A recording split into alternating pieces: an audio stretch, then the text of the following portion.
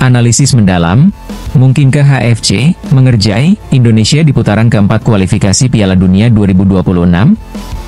Sorak-sorai dan harapan membumbung tinggi di seantero negeri ketika tim nasional, Timnas, Indonesia menunjukkan performa gemilang dalam kualifikasi Piala Dunia 2026. Namun, di tengah euforia tersebut, muncul kekhawatiran yang menggelayuti para pecinta sepak bola tanah air.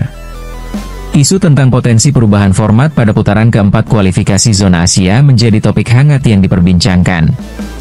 Rumor yang beredar menyebutkan bahwa Konfederasi Sepak Bola Asia, AFC, mempertimbangkan untuk mengubah sistem pertandingan dari format netral menjadi format yang menguntungkan dua tim peringkat teratas sebagai tuan rumah. Perubahan ini berpotensi memberikan dampak signifikan bagi langkah timnas Indonesia menuju panggung dunia. Untuk memahami potensi dampak perubahan format ini, mari kita telah perbedaan antara format lama yang masih berlaku dan format baru yang masih berupa rumor. Format lama masih berlaku. Pembagian grup, 6 tim, peringkat 3 dan 4 dari 3 grup, dibagi menjadi 2 grup, masing-masing berisi 3 tim. Lokasi pertandingan, pertandingan digelar di tempat netral, seperti Singapura atau Malaysia. Penentuan lolos, hanya juara grup yang berhak melaju ke putaran final Piala Dunia. Format baru, rumor. Tuan rumah, 2 tim dengan poin tertinggi. Saat ini Uni Emirat Arab, UEA, dan Irak, akan bertindak sebagai tuan rumah. Kondisi Indonesia. Indonesia, yang saat ini mengumpulkan 6 poin, berpotensi harus bermain di kandang lawan, menghadapi tekanan dan atmosfer yang kurang menguntungkan. Perubahan format ini menimbulkan beberapa kekhawatiran yang dapat merugikan timnas Indonesia. Faktor geopolitik. Jika format baru diterapkan, tim-tim dari Asia Barat, UEA, Irak, Arab Saudi, akan diuntungkan. Hal ini disebabkan oleh kedekatan geografis dan potensi dukungan supporter yang lebih besar. Catatan buruk melawan tim Timur Tengah. Sejarah pertemuan Indonesia dengan tim-tim dari Timur Tengah menunjukkan hasil yang kurang memuaskan. Melawan Irak, kekalahan telak 0-5 saat tandang dan 0-2 di kandang menjadi bukti betapa sulitnya menghadapi Irak. Melawan UEA dan Qatar, meskipun demikian, peluang Indonesia untuk bersaing masih terbuka, seperti kemenangan 1-0 melawan Bahrain dan hasil imbang 2-2 melawan Arab Saudi. Hingga saat ini, AFC belum mengeluarkan pernyataan resmi mengenai perubahan format ini. Namun, rumor ini telah memicu kekhawatiran tentang potensi ketidakadilan dalam kompetisi, terutama bagi tim-tim seperti Indonesia yang harus berjuang di wilayah netral. Di tengah ketidakpastian format, ada satu hal yang pasti, timnas Indonesia harus fokus pada pertandingan yang sudah di depan mata. Pelatih Shin Tae-yong dan para pemain Garuda memiliki tugas penting untuk memastikan langkah mereka menuju Piala Dunia 2026. Kemenangan wajib. Kemenangan melawan Cina pada 5 Juni 2025, di Stadion Utama Gelora Bung Karno, GBK, menjadi krusial untuk menjaga asa lolos. Abaikan rumor, skuad Garuda harus mengesampingkan rumor format dan fokus pada persiapan taktik dan strategi terbaik. Jika Indonesia berhasil melaju ke putaran keempat, berikut adalah prediksi potensi grup yang mungkin terbentuk, dengan asumsi format baru diterapkan. Grup X, Uni Emirat Arab, Qatar, Indonesia. Grup Y, Irak, Arab Saudi, Oman. Catatan, jika format baru diterapkan, Indonesia berpotensi harus bertanding di Dubai, UEA, atau Baghdad, Irak. Perjalanan timnas Indonesia menuju Piala Dunia 2026 memang penuh tantangan. Selain potensi perubahan format, beberapa faktor lain juga perlu diperhatikan. Performa pemain, kualitas pemain menjadi kunci utama. Shin Tae-yong harus mampu memaksimalkan potensi pemain yang ada dan menemukan komposisi tim terbaik. Kekuatan lawan, persaingan di zona Asia semakin ketat. Timnas Indonesia harus mampu bersaing dengan tim-tim kuat seperti Jepang, Korea Selatan, Australia, dan Iran. Mentalitas, mental juara sangat dibutuhkan. Pemain harus memiliki mental yang kuat, tidak mudah menyerah, dan selalu percaya diri dalam menghadapi setiap pertandingan. Terlepas dari rumor perubahan format, peluang Indonesia untuk lolos ke Piala Dunia 2026 tetap terbuka lebar. Dengan format yang ada saat ini, AFC mengalokasikan 8 tempat langsung dan 1 tempat untuk playoff antar konfederasi bagi tim-tim Asia. Format kualifikasi. Kualifikasi melibatkan 5 putaran. 2 putaran pertama juga berfungsi sebagai kualifikasi untuk Piala Asia AFC 202 di tengah hiruk-pikuk dunia sepak bola. Sebuah pertanyaan menggelitik muncul. Mungkinkah tim nasional Indonesia, Timnas, akan menjadi korban dari manuver yang dilakukan oleh Konfederasi Sepak Bola Asia, AFC, dalam kualifikasi Piala Dunia 2026? Isu ini menjadi perbincangan hangat di kalangan pecinta sepak bola tanah air, memicu rasa penasaran dan kekhawatiran akan nasib Garuda di panggung dunia.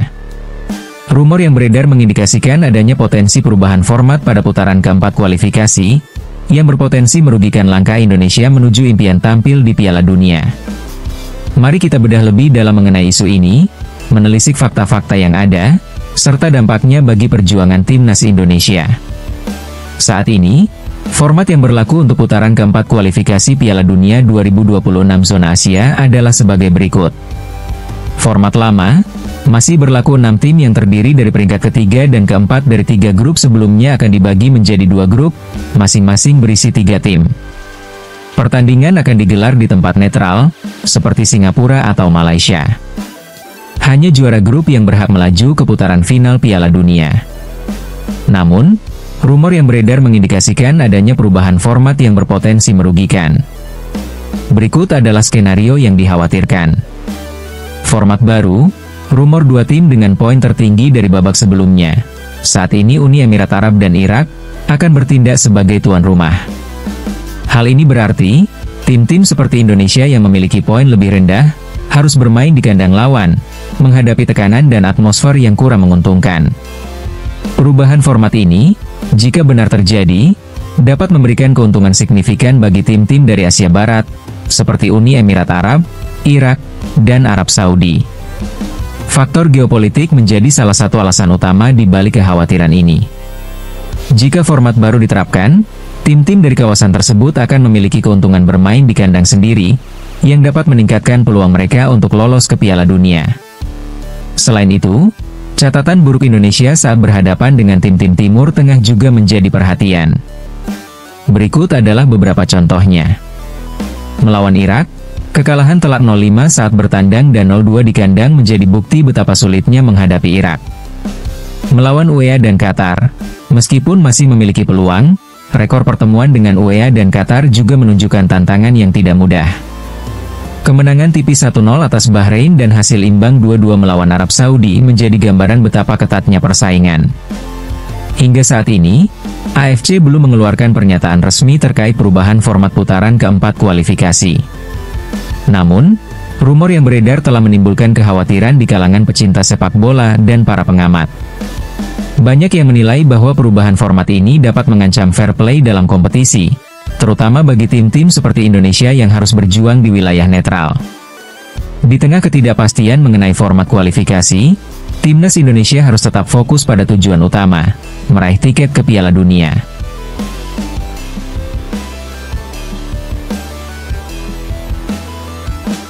Dari senior sampai junior, timnas Indonesia selalu kebagian tugas berat gendong se-Asia Tenggara. Meskipun Indonesia memilih untuk mengistirahatkan beberapa pemain kunci, termasuk Evandra Florasta yang dibiarkan duduk di bangku cadangan sejak awal pertandingan, mereka tetap tampil dominan dan mampu meraih kemenangan dengan skor 2-0 atas Afghanistan. Bersama Uzbekistan, Indonesia menjadi salah satu tim yang sukses lolos ke perempat final dengan mengantongi poin sempurna. Melihat skuad Garuda Muda terbang tinggi, saya pun penasaran dengan nasib para kontestan lainnya, terutama rival-rival Indonesia di kawasan Asia Tenggara. Ternyata, kondisi mereka sangat memprihatinkan. Semua tim dari kawasan ini gagal meraih hasil yang diharapkan. Bahkan, tidak satupun dari mereka yang berhasil menemani Indonesia ke Piala Dunia U17 mendatang. Lalu, bagaimana perjalanan para rival Indonesia di edisi kali ini? Mari kita bahas lebih dalam. Sebelum itu, bagi kalian yang belum melakukannya, jangan lupa untuk mengeklik tombol subscribe dan mengaktifkan notifikasi agar tidak ketinggalan konten terbaru dari Starting 11. Jika kita memperhitungkan Australia, maka dalam Piala Asia U17 kali ini terdapat 4 kontestan dari Asia Tenggara. Selain Indonesia dan Australia, ada juga Thailand dan Vietnam. Mari kita mulai ulasan dengan Thailand. Mereka adalah rival abadi Indonesia di kawasan ini, yang tergabung dalam grup A Piala Asia U17 bersama Uzbekistan, Arab Saudi, dan Cina. Memasuki grup yang sulit, nasib malang menyertai tim U17 Thailand. Berbeda dengan skuad asuhan Nova Arianto, tim di bawah arahan Jaded Miller justru tidak pernah mampu meraih hasil imbang, apalagi kemenangan di babak penyisihan grup. Thailand mengalami kekalahan 4-1 dari Uzbekistan, 3-1 dari Arab Saudi, dan yang terasa sangat memalukan, mereka harus menelan kekalahan 2-0 dari Cina. Lebih parahnya, Thailand juga menjadi bulan-bulanan di ajang ini. Dengan 3 kekalahan tersebut, tim Gajah Perang telah kebobolan total 9 gol, atau rata-rata 3 gol per pertandingan. Hasil buruk ini membuat Thailand terperosok ke dasar klasemen grup A tanpa mengumpulkan 1 poin pun. Jika kita melihat performa Thailand di edisi sebelumnya, penampilan mereka di edisi kali ini bisa dikatakan mengalami kemerosotan yang cukup tajam. Pada Piala Asia U17 2023 yang lalu, Thailand berhasil menjadi tuan rumah dan menyapu bersih babak penyisihan grup dengan performa yang mengesankan. Namun, mereka pada akhirnya harus mengakui keunggulan Korea Selatan dengan kekalahan 4-1 di babak perempat final. Performa kurang memuaskan juga diperlihatkan oleh timnas senior Thailand. Skuad asuhan Chai Ji-daek juga tidak mampu memenuhi ekspektasi publik. Di babak kualifikasi Piala Dunia 2026, Thailand terhenti di putaran kedua. Apabila mau dibahas lebih lanjut, sebenarnya Thailand bisa dibilang cukup naas dibandingkan dengan tampil buruk. Bagaimana tidak? Mereka sudah berjuang keras untuk dapat menahan imbang Korea Selatan, namun gagal lolos ke putaran ketiga kualifikasi Piala Dunia hanya karena kalah dalam perhitungan head-to-head melawan timnas Cina. Kemenangan Thailand atas Singapura di laga penutup putaran kedua terasa sia-sia, sebab Cina hanya menelan kekalahan 1-0 dari Korea Selatan. Sayangnya, Thailand tidak pernah bisa meraih kemenangan atas Cina. Akhirnya, skuad Gajah Perang harus merelakan posisi kedua kepada Tiongkok. Meski Thailand memiliki pengalaman menghadapi ronde ketiga, seperti pada kualifikasi Piala Dunia 2018, hal tersebut tidak bisa dibanggakan karena mereka hanya mampu mengumpulkan 2 poin hasil dari 2 kali imbang. Selanjutnya, mari kita membahas Vietnam. Jika Thailand tak mampu memenangkan pertandingan dan gagal dalam meraih hasil imbang, Vietnam juga mengalami hal serupa, meskipun situasinya sedikit berbeda. The Golden Stars tidak meraih kemenangan dari ketiga pertandingan penyisihan grup, tetapi mereka juga tidak merasakan kekalahan. Dengan hasil akhir yang menyedihkan, Vietnam harus menyudahi penyisihan grup dengan 3 hasil imbang. Pada grup B, mereka bersaing dengan Jepang, Uni Emirat Arab, dan Australia. Jika melihat lawan-lawannya, sebetulnya patut diapresiasi jika Vietnam tidak tumbang di hadapan tim-tim kuat tersebut. Namun, jika kita membandingkan dengan Indonesia, yang juga harus menghadapi tim kuat seperti Korea Selatan, tidak ada alasan untuk menjadikan hal ini sebagai pembenaran. Vietnam tetap saja gagal untuk menemani Indonesia ke perempat final, serta mengamankan tiket ke Piala Dunia U17 yang akan diadakan di Qatar. Secara matematis, performa Vietnam di edisi ini dapat dikatakan sebagai sebuah peningkatan jika dibandingkan dengan edisi sebelumnya. Pada Piala Asia U17 2023, Vietnam hanya mampu mengumpulkan 1 poin dari 3 pertandingan. Meski hanya ada kenaikan 2 poin, tetap saja itu patut disyukuri. Beriringan dengan tim senior, yang juga tidak kalah buruk dari tim muda. Dalam grup yang sama dengan Indonesia pada kualifikasi Piala Dunia 2026, Vietnam hanya mampu menyelesaikan kompetisi di urutan ketiga. Skuad yang dibesut oleh Philippe Petrosier tersebut mengumpulkan total 6 poin, tertinggal 4 poin dari Indonesia yang berada di posisi kedua.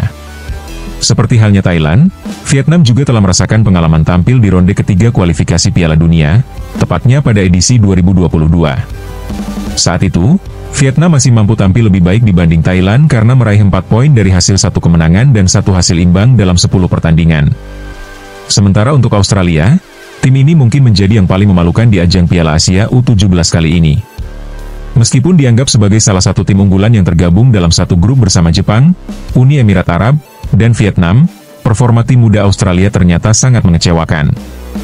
Mereka hanya mampu meraih 1 kemenangan dari babak penyisihan grup, sehingga hanya mengumpulkan total 4 poin.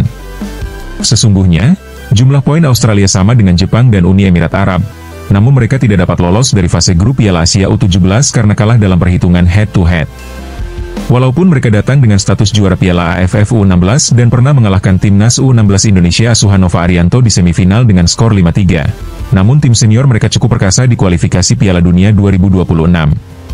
Hingga matchday ke-8, Australia masih bercokol di posisi kedua dengan total 13 poin. Jika Thailand tak pernah menang dan tidak satupun hasil imbang, serta Vietnam juga tidak mampu merengkuh kemenangan atau merasakan kekalahan, maka Malaysia justru belum memainkan pertandingan sama sekali. Bagaimana mungkin mereka bermain di Piala Asia U17 jika tidak lolos? Di babak kualifikasi Piala Asia U17, Harimau Malaya gagal menjadi salah satu runner-up terbaik dengan hanya bisa mengumpulkan 1 poin. Kegagalan Malaysia untuk melaju ke Piala Asia U17 2025 merupakan pukulan telak bagi mereka, sebab sebelumnya mereka juga mengalami kegagalan untuk lolos ke Piala Asia U20. Dalam babak kualifikasi, Malaysia hanya mampu menyelesaikan kompetisi di peringkat keempat dari 5 negara yang berpartisipasi.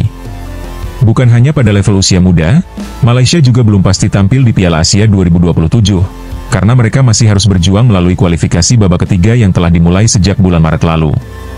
Dari sini, sudah sangat jelas terlihat adanya kesenjangan antara Indonesia dengan negara-negara lain di kawasan Asia Tenggara. Benar apa yang dikatakan dalam sebuah iklan obat nyamuk, perihal beda kelas tidak perlu lagi diperdebatkan.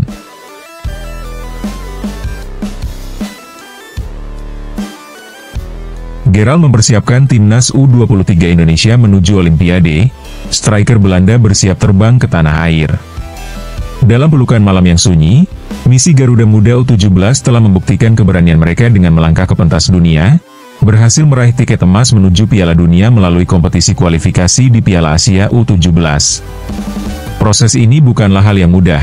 Setiap detik yang dihabiskan di lapangan, dari setiap tackle yang dilakukan hingga setiap umpan yang dikirimkan, adalah doa panjang dari jutaan rakyat yang berharap melihat bendera merah putih berkibar megah di antara para kompetitor global. Sekarang, saatnya bagi timnas U23 di bawah pimpinan Gerald van den Berg untuk melanjutkan perjalanan epik ini, sebagai bagian penting dari simfoni memperjuangkan kesempatan tampil di Olimpiade 2028. Timnas U23 adalah kelompok yang penuh semangat dan ambisi. Mereka menyadari bahwa membawa nama Indonesia adalah sebuah kehormatan yang tak ternilai, bukan sekadar beban. Namun, jalan menuju prestasi besar ini pasti dipenuhi dengan tantangan dan rintangan yang harus dihadapi. Sang pelatih, Coach Gerald, tampaknya telah menemukan beberapa solusi untuk mengatasi rintangan tersebut, termasuk memanfaatkan pemain-pemain keturunan yang potensial. Nama Mauro Ziestra menjadi yang terdekat untuk memperkuat Garuda Muda U23. Mari kita telusuri perjalanan timnas U23 dalam mencapai impian besarnya ini. Setelah bertahun-tahun dalam bayang-bayang sejarah, sebuah generasi baru kini bangkit. Mereka tidak hanya membawa harapan, tetapi juga menuliskannya dengan tinta sejarah yang baru. Di bawah kepemimpinan Erick Thohir, PSSI kini benar-benar bertekad untuk mewujudkan ambisi besar bagi tim nasional Garuda. Semua kategori umur terlibat dalam perjuangan ini, berjuang bersama di atas lapangan dengan setiap tetes keringat yang mereka curahkan. Timnas U17 telah membuka babak baru dalam sejarah olahraga Indonesia. Mereka tidak hanya ingin menjadi tuan rumah Piala Dunia, tetapi berambisi menjadi bagian dari perayaan dunia. Mereka menunjukkan kepada dunia bahwa pemain-pemain Garuda tidak lagi hanya menunggu giliran, melainkan menciptakannya sendiri. Kemudian, timnas senior juga bersuara dengan langkah yang lebih mantap, siap menjelajahi jalan panjang menuju Piala Dunia 2026. Sekarang, saatnya timnas U23 dan Coach Gerald van den Berg bergerak untuk mencari pemain yang tepat, dan beliau saat ini berada di Indonesia. Salah satu tujuannya adalah berada di tribun VIP Stadion Utama Gelora Bung Karno untuk menyaksikan pertandingan Liga 1 Indonesia antara Persija Jakarta dan Persebaya Surabaya.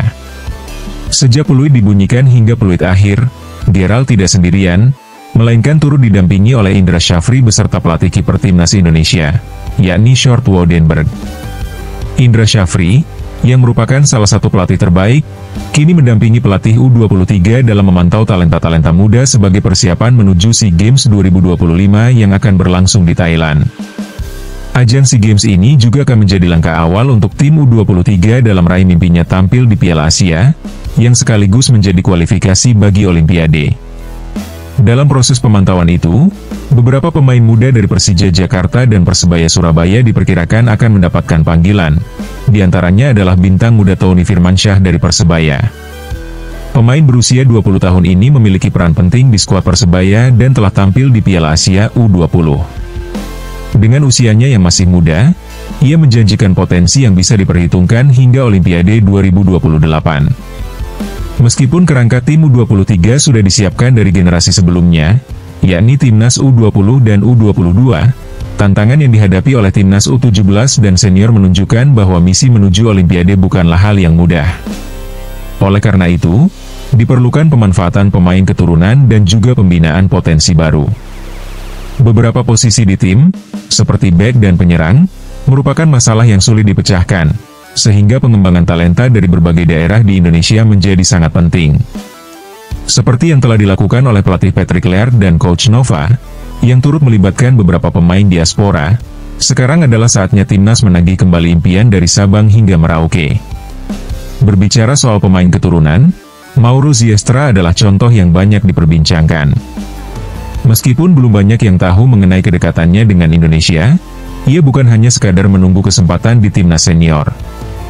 Di usianya yang masih muda, Mauro dapat menjadi penyerang uji coba di skuad U23. Meskipun belum sepenuhnya matang, berpengalaman di level yang lebih tinggi bisa memberikan keuntungan bagi pemain seperti Mauro. Dengan talenta yang dimiliki, disayangkan jika ia hanya menjadi cadangan, sehingga timnas U23 yang memiliki ambisi besar dapat menjadi jembatan baginya untuk mendapatkan lebih banyak waktu bermain dan adaptasi yang lebih teratur.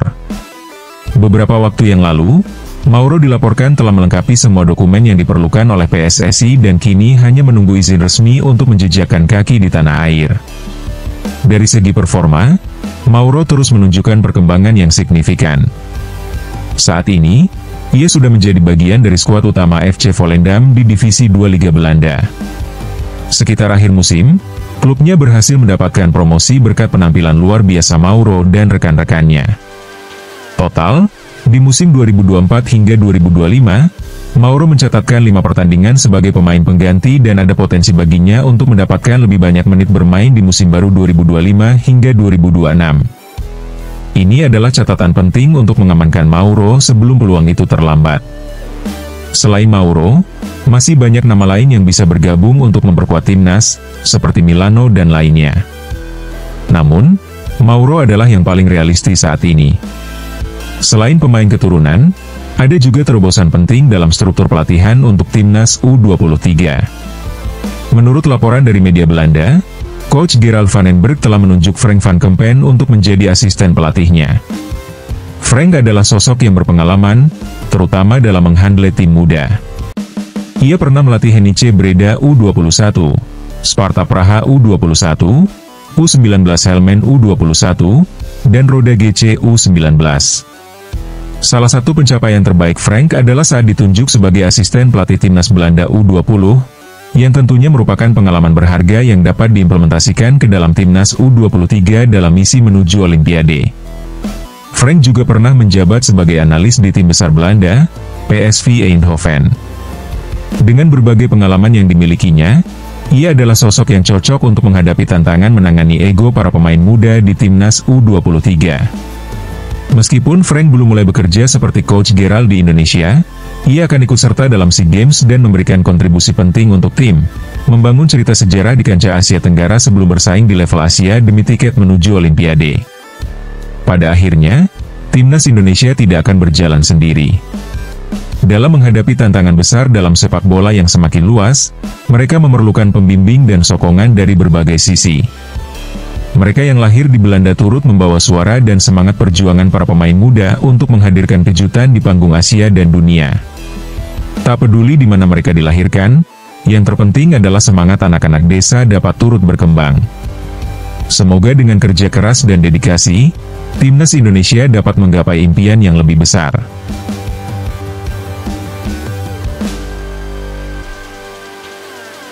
Kebanggaan terhadap Garuda Muda menuju Piala Dunia dengan semangat tak terpadamkan. Ketika kita berbicara tentang tim nasional U17, semangat dan kebanggaan selalu mewarnai segala diskusi. Bagi saya, yang lebih penting daripada sekadar hasil skornya adalah proses dan pengalaman yang mereka peroleh. Seperti yang telah kita lihat dalam perjalanan mereka menuju Piala Dunia, para pemain ini tidak hanya berkompetisi, tetapi juga belajar dan berkembang. Setiap pengalaman dari pertandingan yang mereka jalani membawa mereka lebih dekat ke tujuan besar. Dalam penampilan mereka di Piala Asia, meskipun kita hanya mampu melangkah sampai perempat final, pencapaian tersebut seharusnya tidak dijadikan alasan untuk berkurangnya optimisme. Mereka adalah generasi muda yang tengah berkembang, dan setiap kekalahan adalah pelajaran berharga.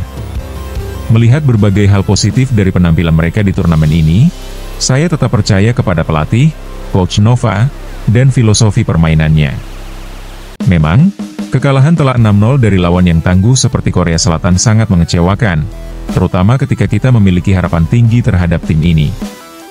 Namun, kita harus ingat bahwa perjalanan mereka masih panjang, dan mereka sedang berada dalam proses pembelajaran. Saya memahami bahwa banyak netizen dan penggemar merasa kecewa, tetapi saya melihat banyak elemen positif dalam pertandingan tersebut. Kita harus bisa mengambil pelajaran berharga dari kekalahan ini dan menatap masa depan dengan optimisme. Mari kita sejenak flashback ke 2 atau 3 tahun yang lalu.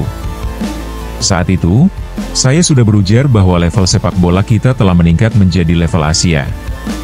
Saya tidak ingin lagi membahas AFF atau SEA Games karena menurut saya, itu hanyalah langkah awal untuk menuju kompetisi yang lebih besar. Kita sudah melakukan uji coba yang cukup baik untuk melihat potensi para pemain muda kita. Dan saat ini kita berupaya untuk menemukan talenta yang layak untuk dipromosikan ke level senior atau U23.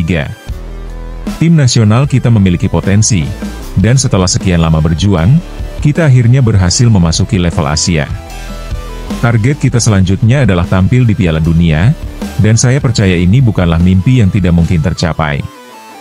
Meskipun hasil akhir pertandingan melawan Korea Selatan tidak sesuai harapan, pencapaian untuk bisa bersaing di level Asia sudah merupakan langkah besar yang berarti.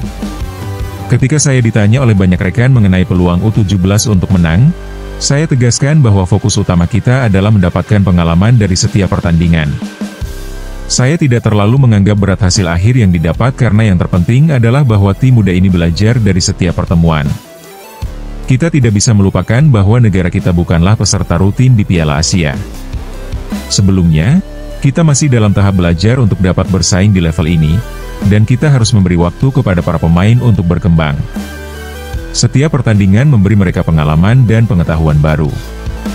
Ini adalah kesempatan belajar yang tidak ternilai. Di Piala Asia ini, mereka telah berhadapan dengan tim-tim yang memiliki strategi bertahan yang solid. Kita bertemu dengan Korea Selatan, serta tim-tim lainnya seperti Yaman dan Afghanistan, yang memberikan tantangan berbeda bagi para pemain muda kita. Pelatih, Coach Nova, tentu saja akan memanfaatkan setiap momen ini untuk mengevaluasi dan melihat aspek mana yang perlu diperbaiki. Dalam pertandingan-pertandingan ini, kita bisa melihat statistik yang menunjukkan ketidakberdayaan kita untuk menguasai bola. Misalnya, dalam hal penguasaan bola, Korea Selatan memiliki 71% sementara kita hanya 29%. Hal ini menandakan kita masih harus belajar dan meningkatkan kualitas permainan dari segala aspek, baik fisik, taktik, maupun skill. Meskipun kita mengalami kesulitan, kita tidak boleh merasa putus asa. Ada pelajaran penting yang harus kita ambil dari setiap match, dan itu bisa menjadi modal berharga saat kita menghadapi lawan-lawan ke depan. Pengalaman berharga ini harus kita bawa dalam menghadapi persaingan di Piala Dunia mendatang. Walaupun kita bukan sebagai tuan rumah, kita telah menunjukkan bahwa kita mampu bersaing. Negara-negara seperti Iran, Jepang, dan Korea memiliki sistem pembinaan yang lebih mapan dan telah melalui proses panjang untuk mencapai level saat ini. Kita pun harus berusaha untuk terus meningkat agar bisa bersaing dengan mereka. Pelatih kita harus memiliki waktu yang cukup untuk memoles kualitas tim ini, dan semua aspek seperti stamina, taktik, dan kebugaran para pemain harus terus ditingkatkan. Walau kita tidak mencapai hasil optimal dalam pertandingan kemarin, namun ada banyak hal positif yang bisa diambil untuk masa depan. Saya cukup optimis menjelang Piala Dunia.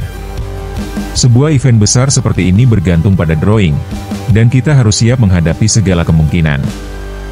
Jika kita mendapat grup yang lebih bersahabat, peluang kita untuk melanjutkan ke babak selanjutnya akan lebih besar. Namun, jika grup yang kita hadapi sulit, kita harus tetap bersikap realistis dan belajar dari setiap kesulitan.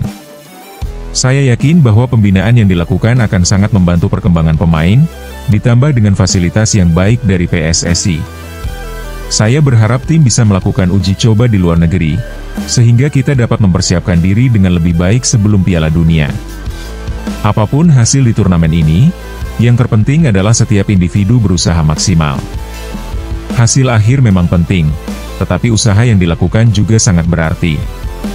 Saya tidak peduli dengan kekalahan besar yang kita alami, yang lebih saya perhatikan adalah perkembangan positif yang ditunjukkan oleh para pemain muda ini. Garuda Muda menunjukkan potensi yang menjanjikan, dan saya sangat bangga melihat semua kemajuan yang telah mereka capai.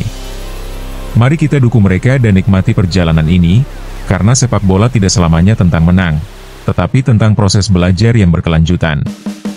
Turnamen ini hanyalah langkah awal dari sekian banyak langkah yang harus diambil oleh Garuda Muda.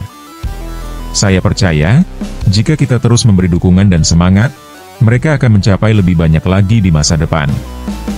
Terima kasih telah menyaksikan perjalanan ini. Mari kita bersama-sama mendukung tim ini menjalani setiap tantangan ke depan.